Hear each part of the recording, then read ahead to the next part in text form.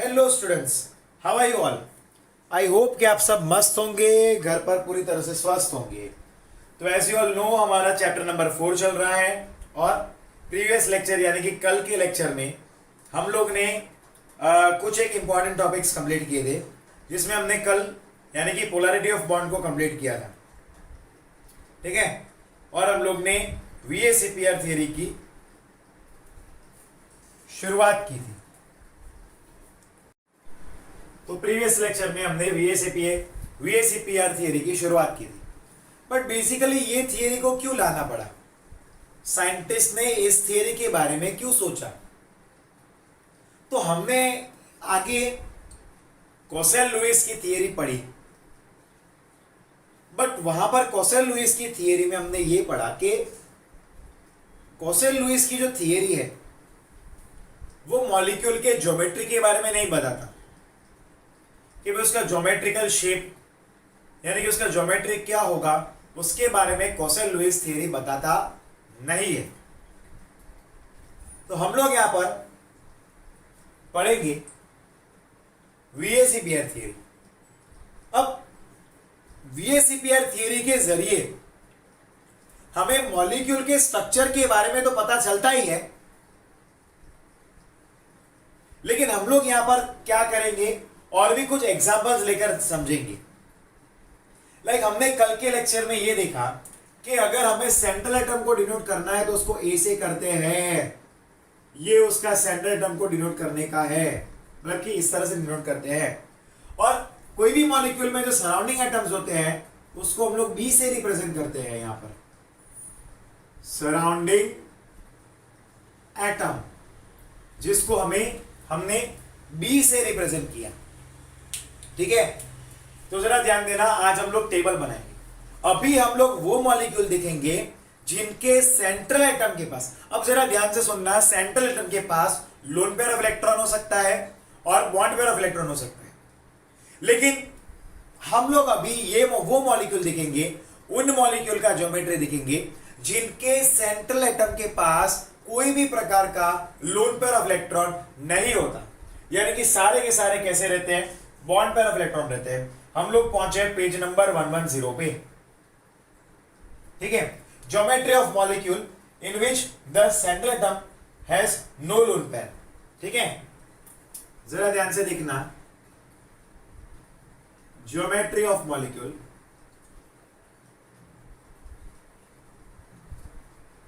Having no lone pair, जिसके पास एक भी लोन पेयर ना हो, उनकी ज्योमेट्री। अब टेबल बनाएंगे। सबसे पहले तो number of electron pairs, number of electron pair जिसको मैं ईपी से रिप्रेजेंट कर रहा हूं, अरेंजमेंट ऑफ इलेक्ट्रॉन। अब ये जो इलेक्ट्रॉन्स हैं उनका अरेंजमेंट, फिर मॉलिक्यूलर ज्योमेट्री,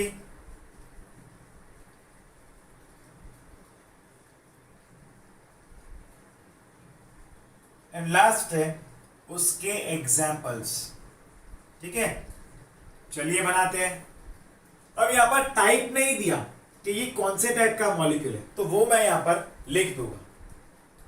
सबसे पहले AB2 टाइप बोलते हैं, जहां पर ए क्या बनता है, हमारा सेंट्रल एटम का काम करता है, एंड बी क्या करता है, हमारा सराउंडिंग एटम का काम करता है। वो इन चीजों पे ध्यान देना।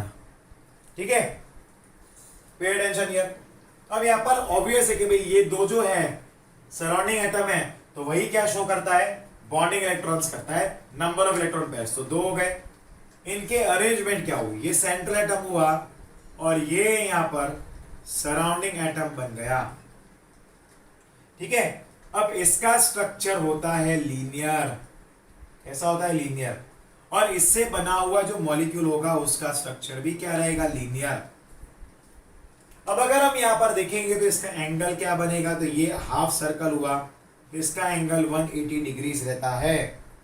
कितना रहता है, 180 डिग्रीज। और इसका एग्जाम्पल क्या है, तो इसके एग्जाम्पल है BeCl2, एंड HgCl2 इसके एग्जांपल्स में आते हैं। तो ये Ab2 टाइप हुआ। इसके बाद जो थर्ड है, अब सेकेंड है, उसमें नंबर ऑफ इलेक्ट्रॉन्स कितने हैं, तो वो 3 पेयर्स हैं, तो ये बन जाएगा Ab3 टाइप। ठीक है, अब इसके सराउंडिंग में लाइक ये सेंटर एटम A है, इसका 1 पेयर, 2 पेयर एंड ये तीसरा पेयर आ गया। क्लियर है? हाँ, तो जरा ध्यान देना। ओके, यहां पर ये क्या होता है, ये बनता है ट्राइगोनल प्लेनर। क्या बनता है? Trigonal planar. ये इसके इलेक्ट्रॉन्स का अरेंजमेंट है। वहीं पर क्या आ जाएंगे? ऑब्वियस है कि वहीं पर अपने सराउंडिंग एटम आ जाएंगे, वहीं पर ये सराउंडिंग एटम्स आ जाएंगे। ठीक है, ये आ गए। और यहां पर एंगल कितना बनेगा? तो यहां पर एंगल बनता है, ये भी क्या है? ट्राइगोनल प्लेनर है। क्या है? Trigonal planar. और यहां पर एग्जाम्पल कितना एंगल बनता है? 120 डिग्री। कितना बनता है? 120 डिग्री। और ये एग्जाम्पल क्या है? तो यहां पर BF3 उसका एग्जाम्पल है। ठीक है, कौन सा एग्जाम्पल है? BF3। नेक्स्ट देखते हैं, दैट इज AB4 के लिए। सराउंडिंग में कितने? 4 हैं।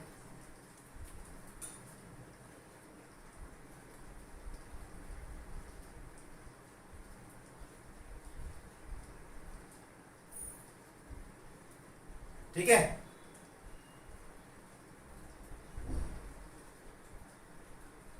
तो ये उसके इलेक्ट्रॉन्स का अरेंजमेंट मैंने बताया। ये U आएगा U और ये U आ गया। ठीक है, यहां पर अब जरा ध्यान से देखना, इसका मॉलिक्यूल भी तो वही बनेगा। यहां पर जो इलेक्ट्रॉन्स मैंने बनाए हैं, तो यहां पर क्या जाएगा? वहां पर, तो वहां पर भी लिख देने का। और ये स्ट्रक्चर हुआ टेट्राहेड्रल। क्या हुआ? टेट्राहेड्रल। ठीक है, वो स्ट्रक्चर तो समझ में आ जाएगा, आपको बी लगा देना।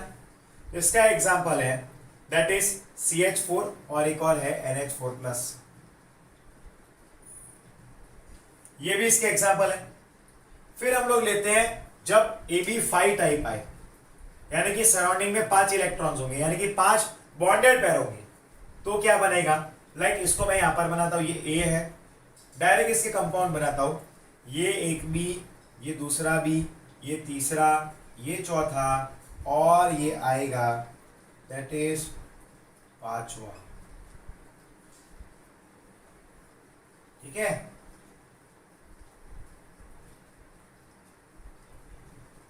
ठीक है, ये उसका ऑक्टाहेड्रल शेप हो गया। बेसिकली ये ऑक्टाहेड्रल भी नहीं है, पर ट्राइगोनल बाय पिरामिडल बोलते हैं। अब ट्राइगोनल बाय पिरामिडल इसका स्ट्रक्चर है, तो वो कैसे? यानी कि आप ये समझ सकते हो, हमारे पास 2 पिरामिड्स है और वो दोनों पिरामिड इस तरह से उल्टे हैं, यूं। तो ये ट्राइगोनल 3 साइड वाला बाय पिरामिड से 2, एक पिरामिड ऊपर है यूं और एक पिरामिड उल्टा है नीचे, ये आ गया ट्राइगोनल बाय पिरामिडल हो गया। ठीक है, एक नीचे पिरामिड है और एक ये ऊपर पिरामिड है, इसलिए इसका नाम क्या दिया है? दैट इज, इसका स्ट्रक्चर होता है ट्राइगोनल बाय पिरामिडल। क्या होता है? Trigonal bipyramidal. अभी तो हमें इसके एक्स्ट्रा डिटेल्स भी पढ़ने हैं। ठीक है, और इसका एग्जांपल है PCl5। कौन सा एग्जांपल है इसका? PCl5। नेक्स्ट है जिनमें हमारे पास AB6 टाइप। अब ये देखो, ये सारी चीजें टेक्स्ट बुक में नहीं दी है, बट मैं एक्स्ट्रा लिखवा रहा हूं। और लोन पेयर्स कितने हैं? आई मीन बॉन्ड पेयर कितने हैं? 6 है। तो ये स्ट्रक्चर क्या बनेगा? इसका डायरेक्ट मैं स्ट्रक्चर बनाता हूं, ये बनेगा दैट इज ऑक्टाहेड्रल। क्या बनेगा? ऑक्टाहेड्रल। ये स्ट्रक्चर बनेगा ऑक्टाहेड्रल। ठीक है, अब ये यूं आ जाएगा इसमें। क्लियर है? ये इसका स्ट्रक्चर जो बना है दैट इज ऑक्टाहेड्रल। क्या बना है? ऑक्टाहेड्रल। ठीक है, और इसका एग्जांपल है SF6। क्या एग्जांपल है? SF6 इसका एग्जांपल। ठीक है, एग्जांपल क्या बन गया इधर? That is SF6। तो ये हमने वो मॉलिक्यूल्स देखे जिनके सेंट्रल एटम के पास एक भी लोन पेयर ऑफ इलेक्ट्रॉन्स नहीं है। हमने उन्हीं मॉलिक्यूल्स के बारे में यहां पर उनकी ज्योमेट्री बताई। अगर ऐसे मॉलिक्यूल है जिनमें 2 बॉन्ड पेयर है तो उसका लीनियर स्ट्रक्चर होगा, एग्जांपल दिया है। अगर उसमें 3 बॉन्ड पेयर है तो बनेगा ट्राइगोनल प्लेनर, 4 है तो बनेगा टेट्राहेड्रल, 5 है तो बनेगा ट्राइगोनल बाइपिरामिडल, और 6 है तो बनेगा दैट इज ऑक्टाहेड्रल। यानी कि वीएसीपीआर थियरी वैसे भी किसकी बात करता है? वैलेंस शेल्स के इलेक्ट्रॉन पेयर्स की, और उसी पे से वो जजमेंट लेता है कि भाई मॉलिक्यूल का स्ट्रक्चर क्या होगा। और हमने ऑलरेडी इनके स्ट्रक्चर्स पढ़ने के लिए क्या लिए? हमने वैलेंस शेल्स के जो इलेक्ट्रॉन्स पेयर है उनसे ही जो स्ट्रक्चर बने उसी के बारे में डिस्कशन किया।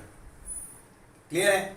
तो यहां पर वो कंप्लीट हुआ जिसमें कोई भी लोन पेयर ऑफ इलेक्ट्रॉन ना हो। लेकिन हम अब वो स्ट्रक्चर्स देखेंगे जिनके पास लोन पेयर ऑफ इलेक्ट्रॉन्स होते हैं। हम उनके स्ट्रक्चर्स के बारे में यहां पर अब स्टडी करेंगे जिनके पास लोन पेयर ऑफ इलेक्ट्रॉन्स होते हैं। चलिए तो मैं रब करता हूं इतनी चीजों को, ठीक है। यहां पर मैं रब कर रहा हूं। हम ये सारे हेडिंग्स तो वही रखेंगे यहां पर, बस यहां पर एक कॉलम कम हो जाएगा, that is arrangement of electrons रहेगा, बट वहां पर मॉलिक्यूल का स्ट्रक्चर नहीं रहेगा, मॉलिक्यूलर स्ट्रक्चर वाला पार्ट नहीं रहेगा, ठीक है।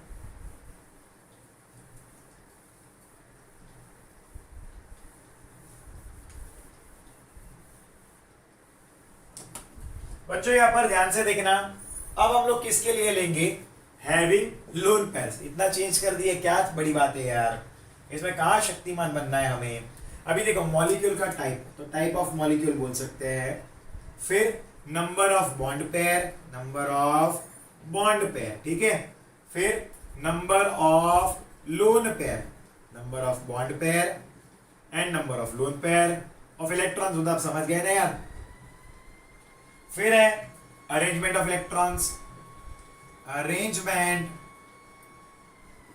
ऑफ इलेक्ट्रॉन्स, फिर है शेप एंड आएगा एग्जांपल्स उसका, ठीक है।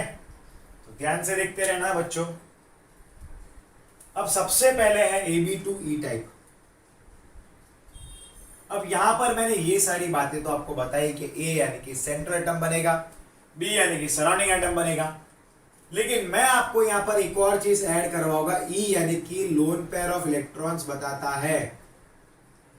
क्या बताता है? लोन पेयर ऑफ इलेक्ट्रॉन्स बताता है ये। अब ये ABE बन गया यहां पर, ठीक है। अब देखो यहां पर नंबर ऑफ बॉन्ड पेयर कितने हैं, तो B जो है वो बॉन्ड पेयर बताते हैं, और E यानी कि E1 ही वो कहलाएगा, वो लोन पेयर बताता है, 1 आएगा।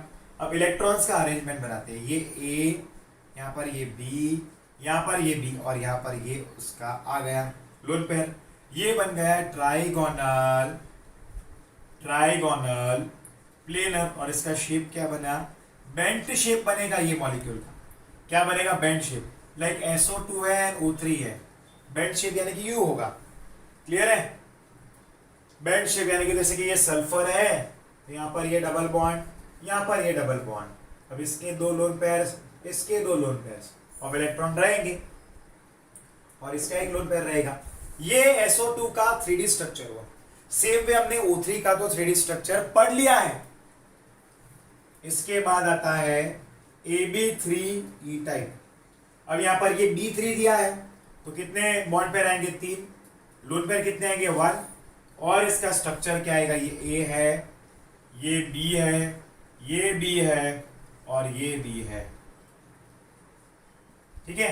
क्या बनेगा? Tetrahedral structure. क्या बनेगा? टेट्राहेड्रल स्ट्रक्चर, ठीक है। ये इसके इलेक्ट्रॉन्स का अरेंजमेंट होगा। बाकी मॉलिक्यूल का स्ट्रक्चर क्या बनेगा? ट्राइगोनल, ट्राइगोनल पिरामिडल, ठीक है। एग्जाम्पल है NH3। अब NH3 का स्ट्रक्चर अगर मैं बनाऊं, ये N है, ये H है, ये H है, और ये H है। यहां पर एक लोन पेयर ऑफ इलेक्ट्रॉन रहेगा, और ये उसका क्या बन गया? 3D स्ट्रक्चर बन गया। इसके बाद नेक्स्ट है AB2। अब देखो मुझे थोड़ा सा मिक्सिंग करना पड़ेगा, जगह कम है और एग्जांपल ज्यादा है। AB2E2 टाइप, यहां पर बॉन्ड पेयर भी 2, लोन पेयर भी 2। इसका 3D स्ट्रक्चर इधर बनाता हूं मैं, ठीक है। क्या बनेगा? तो पहली बात तो इसका यहाँ पर इलेक्ट्रॉन्स का अरेंजमेंट, यहाँ पर इलेक्ट्रॉन, यहाँ पर इलेक्ट्रॉन, यहाँ पर बी और यहाँ पर बी, तो ये क्या बनता है, इसका स्ट्रक्चर होता है बैंड स्ट्रक्चर। एग्जाम्पल के तौर पे वाटर H2O, H2O में कैसा होता है, बैंड ही तो होता है। इसके बारे में भी मैंने आपको समझा दिया है आगे के लेक्चर्स में। ये दो लोन पेयर आ गए और ये दो बॉन्ड पेयर आ गए। फिर नेक्स्ट एग्जांपल है AB4E type, AB4E type, 4 bond pair, 1 lone pair. Example है ट्राइगोनल बाइपिरामिडल, लाइक ये A है, ये B, ये B, ये B, ये B, और ये लोन पेयर, ये B, ये B, ये B, ये B। इसका जो स्ट्रक्चर बना वो ट्राइगोनल बाइपिरामिडल बना है, लेकिन इसके इलेक्ट्रॉन्स का स्ट्रक्चर ये है, बट मॉलिक्यूल का स्ट्रक्चर बनेगा सीसॉ। एग्जांपल है SF4, क्या आएगा, SF4, ठीक है। नेक्स्ट लेते हैं हम लोग वहां पर AB3E2। अब देखो इसमें मैं कुछ ज्यादा एक्स्ट्रा नहीं लिखवा रहा हूं, स्ट्रक्चर्स करवा है वो तो इसके बाद के टेबल में है भी, तो इसको नोट डाउन करने की जरूरत नहीं है, ये आपके टेक्स्ट बुक में ऑलरेडी है। अब AB3 है, यानी कि कितने बॉन्ड पेयर होंगे, 3। लोन पेयर कितने होंगे, E2 है तो 2 आएगा। इसके मॉलिक्यूल का स्ट्रक्चर भी कैसा रहेगा, ट्राइगोनल बाइपिरामिडल, मॉलिक्यूल का नहीं, इलेक्ट्रॉन्स के अरेंजमेंट का। यानी कि यहां पर आपको कोई फर्क नहीं है ज्यादा, यहां पर ये जो B थे उसकी जगह पर 2 लोन पेयर आ गए और यहां पर B आ जाएगा, बाकी B इधर, एक इधर, ठीक है, और क्या आएगा, एक इधर B। इसके मॉलिक्यूल का स्ट्रक्चर होता है टी शेप, क्या होता है, टी शेप, और इसका एग्जांपल है ClF3, क्या है, ClF3। फिर नेक्स्ट है दैट इज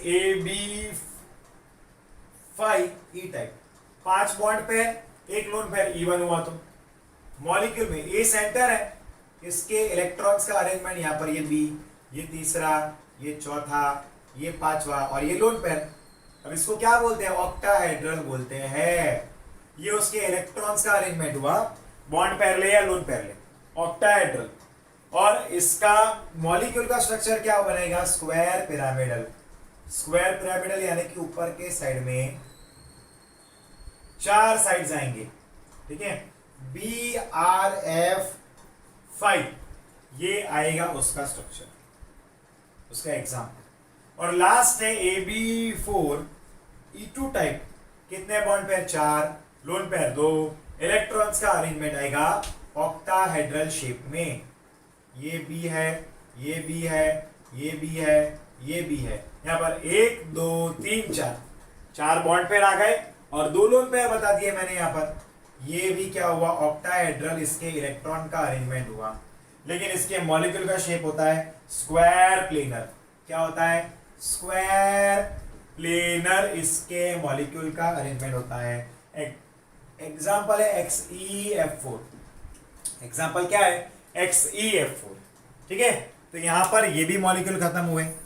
अब इसके बाद हमको क्या दिया है, SO2 का स्ट्रक्चर दिया है, NH3 दिया है, H2 दिया है। तो इसके बाद का टेबल तो हमारा ऑलरेडी हो गया, क्योंकि मैंने आपको उसको ऑलरेडी प्रीवियस लेक्चर के अंदर समझाया ही है, मैंने ऑलरेडी आपको वो एक्सप्लेन किया ही है, तो फिर वो करने की जरूरत नहीं है, वो करने की जरूरत नहीं है।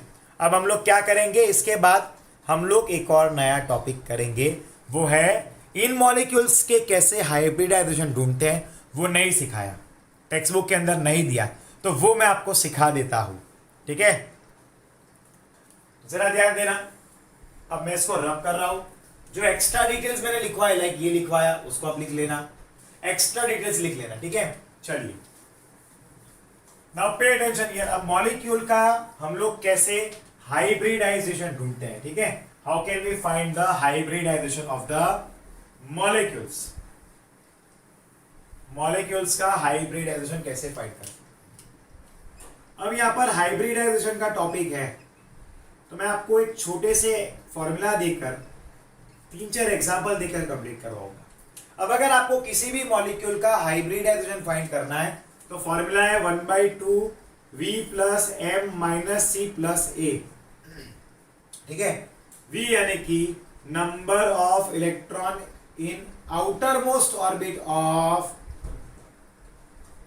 सेंट्रल एटम के आउटर मोस्ट ऑर्बिट में नंबर ऑफ इलेक्ट्रॉन कितने, वो बन जाएगा वी एम, यानी कि नंबर ऑफ मोनोवेलेंट एटम, कितने मोनोवेलेंट एटम है वो, सी यानी कि कैटायोनिक चार्ज, और ए यानी कि एन आयोनिक चार्ज। ठीक है, सी यानी कि कैटायोनिक चार्ज, ए यानी कि एन आयोनिक चार्ज। अब मोनोवेलेंट एटम यानी कि ऐसे एटम जिनका ऑक्सीडेशन नंबर +1 हो या -1 हो, लाइक क्लोरीन है, ब्रोमीन है, आयोडीन है, हाइड्रोजन है, फ्लोरीन है, ये सारे मोनोवेलेंट में आते हैं। चलिए मैं एग्जांपल लेकर आपको कंप्लीट कराता हूं। लाइक NH4+ दिया है और उसका हाइब्रिडाइजेशन फाइंड करना है। अब इसमें सेंट्रल एटम क्या बना, VMN बना है। तो नाइट्रोजन के आउटर मोस्ट शेल में कितने इलेक्ट्रॉन रहते हैं, 5, तो 5 प्लस मोनोवेलेंट एटम कितने, 4। अब +1 दिया है तो -1 करने का, उल्टा लिखने का। तो देखो याद रखना, जब भी टोटल 2 होता है तो हाइब्रिडाइजेशन sp बनता है, जब भी टोटल 3 होता है तो हाइब्रिडाइजेशन sp2 होता है, जब भी टोटल 4 होता है तो हाइब्रिडाइजेशन बनता है sp3, टोटल 5 बनेगा तो sp2d, या फिर हो सकता है dsp2। अगर टोटल 6 हुआ तो sp2 ये sp3d आएगा, sp3d आएगा। अगर टोटल 6 हुआ तो sp3d2, या फिर हो सकता है d2sp3, और अगर टोटल 7 हुआ तो क्या आएगा, sp3d3।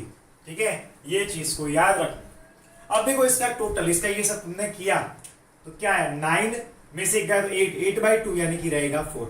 अगर टोटल 4 हुआ तो हाइब्रिडाइजेशन क्या बनेगा, इसका हाइब्रिडाइजेशन होता है sp3। समझ में आया? एक और एग्जांपल लेते हैं, example number 2, that is CH4 methane. ठीक है, अब इसमें क्या करेंगे, 1/2। कार्बन क्या है, तो वो सेंट्रल एटम है, उसके सराउंडिंग में कितने इलेक्ट्रॉन रहते हैं, 4, आउटर मोस्ट में 4 रहते हैं ना।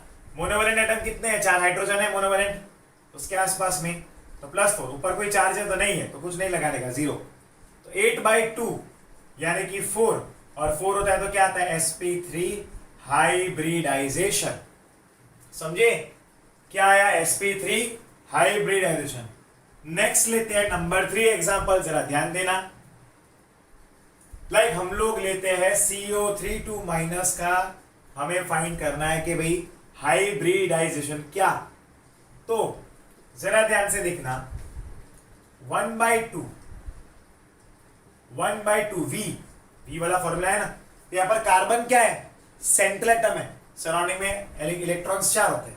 अब O को हम लोग M के प्लेस में नहीं लिख सकते क्योंकि O का चार्ज -2 होता है, वो मोनोवेलेंट एटम नहीं है, वो डाइवेलेंट एटम है। तो यहाँ पर मोनोवेलेंट एटम कितने हुए, 0। अब यहाँ पर -2 चार्ज है तो लगाने का +2, तो ये 6/2 आया यानी कि 3 आया, तो इसका हाइब्रिडाइजेशन होता है sp2। 3 के लिए तो वही होता है ना, sp2। समझे? और एक और आखिरी एग्जांपल लेते हैं, लाइक हमने लिया दैट इज SF6 लिया, बराबर। अब देखो 1/2 V। अब सल्फर क्या है, सेंट्रल एटम है, उसके सराउंडिंग में कितने इलेक्ट्रॉन्स होंगे, सल्फर में 6 होते हैं, 6। एंड मोनोवेलेंट एटम कितने हुए, फ्लोरीन 6 है तो 6। ऊपर कोई चार्ज नहीं है तो -0 + 0, तो कुछ लगाने का नहीं। 12/2 यानी कि आएगा 6, और जिसका भी टोटल 6 होता है वो या तो होगा sp3d2 या हो सकता है d2sp3। अब याद रखना, d2sp3 या dsp3 कब हो सकता है, जब सेंट्रल एटम d ब्लॉक का हो तब। अगर सेंट्रल एटम d ब्लॉक का हो तो अगर टोटल 5 है तो dsp3 आएगा, और अगर टोटल 6 है तो d2sp3 आएगा। लेकिन अगर सेंट्रल एटम d नहीं है, d ब्लॉक का नहीं है, कोई और ब्लॉक का है, तो फिर अगर टोटल 5 हुआ तो आएगा sp3d, और टोटल 6 हुआ तो आएगा sp3d2। यहां पर हमारा टोटल क्या है, 6, तो क्या आएगा, sp3d2। क्यों आएगा sp3d2, क्योंकि इसके अंदर कोई सेंट्रल एटम में डी ब्लॉक का एलिमेंट नहीं है, इसलिए ये sp3d2 आया, वरना क्या आता, d2sp3 आता। क्लियर है? तो यहां पर ये एग्जांपल्स मैंने आपको एक्स्ट्रा करवाए हैं। अब टेबल के अंदर जितने भी मॉलिक्यूल दिए हैं, आज हमने जितने टेबल पढ़े, 2 टेबल पढ़े ना, उनमें जितने भी मॉलिक्यूल दिए उन सब के आप एक बार हाइब्रिडाइजेशन को ढूंढ के ट्राई करो, उसको ढूंढने का किस तरह से कर सकते हैं, आप एक बार ट्राई करिए, बराबर है। तो उसको हर एक मॉलिक्यूल की अभी जैसे ही लेक्चर कंप्लीट होता है हर एक मॉलिक्यूल के हाइब्रिडाइजेशन को फाइंड करने का ट्राई करिए। यहां पर हमारी सेकेंड थियरी यानी कि VSEPR थियरी, वेस्पर थियरी खत्म होता है। कल से हम लोग पढ़ेंगे VB theory, valence bond theory, और कल के ही लेक्चर में हम लोग VB थियरी को कंप्लीट करने का ट्राई करेंगे। ठीक है, तो अब हम लोग मिलते हैं नेक्स्ट लेक्चर में। Till then goodbye and take care. I hope कि आपको पूरी तरह से समझ में आया होगा आज के इस इंटरेस्टिंग लेक्चर में। ठीक है बच्चों, तो take care, goodbye and अच्छी तरह से नोट्स बनाना मत भूलना।